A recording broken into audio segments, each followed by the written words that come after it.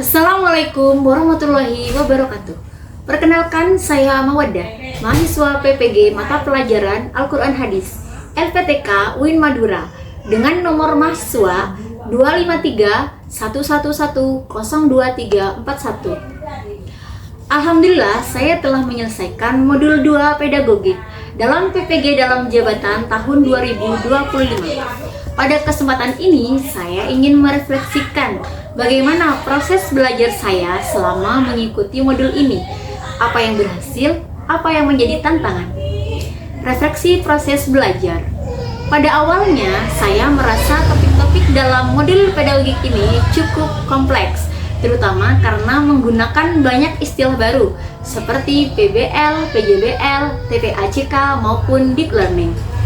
Proses memahami konsep-konsep ini membutuhkan waktu, namun saya terbantu dengan contoh-contoh konkret yang diberikan dalam LMS dan diskusi dengan teman sejawat.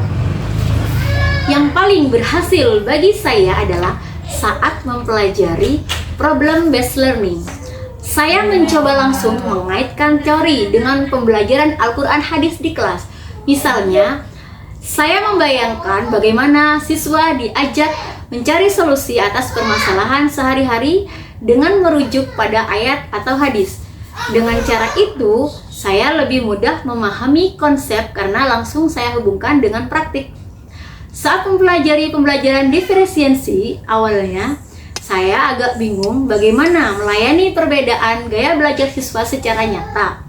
Namun, melalui forum diskusi dan contoh praktik, saya mulai sadar bahwa diferensiasi tidak harus rumit. Cukup dengan memberi variasi aktivitas, ada yang membaca, ada yang membuat mind map, ada yang berdiskusi. Hal ini membuat saya semakin percaya diri untuk mencoba di kelas.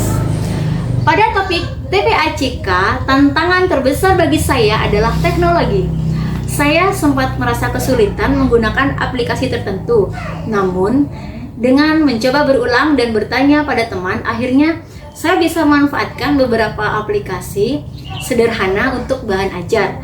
Dari sini, saya belajar bahwa kesabaran dan kemauan untuk mencoba adalah kunci keberhasilan belajar.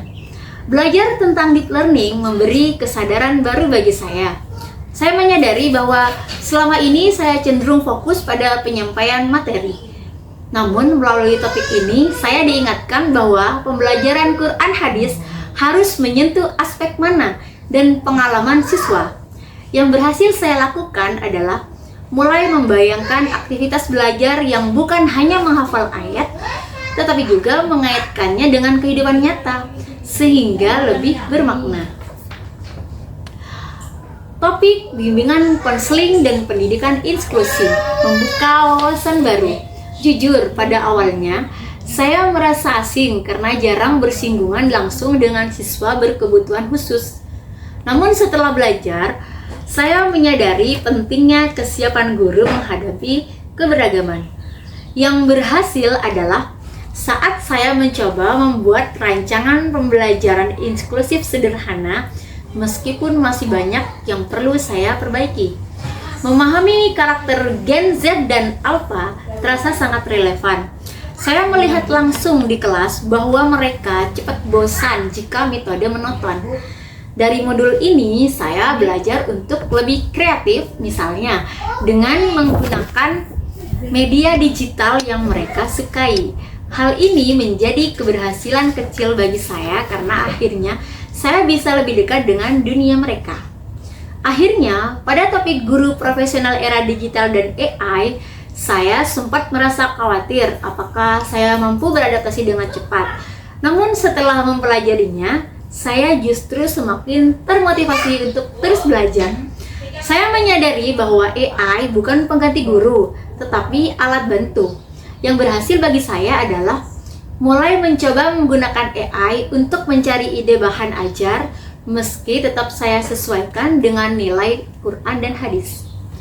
Dari seluruh proses belajar di modul 2 ini, saya menyadari bahwa refleksi diri adalah bagian penting dari perkembangan seorang guru. Yang berhasil bagi saya adalah ketika saya mengaitkan teori dengan pengalaman nyata di kelas. Sementara yang belum berhasil adalah konsistensi dalam mencoba strategi baru karena masih ada rasa ragu.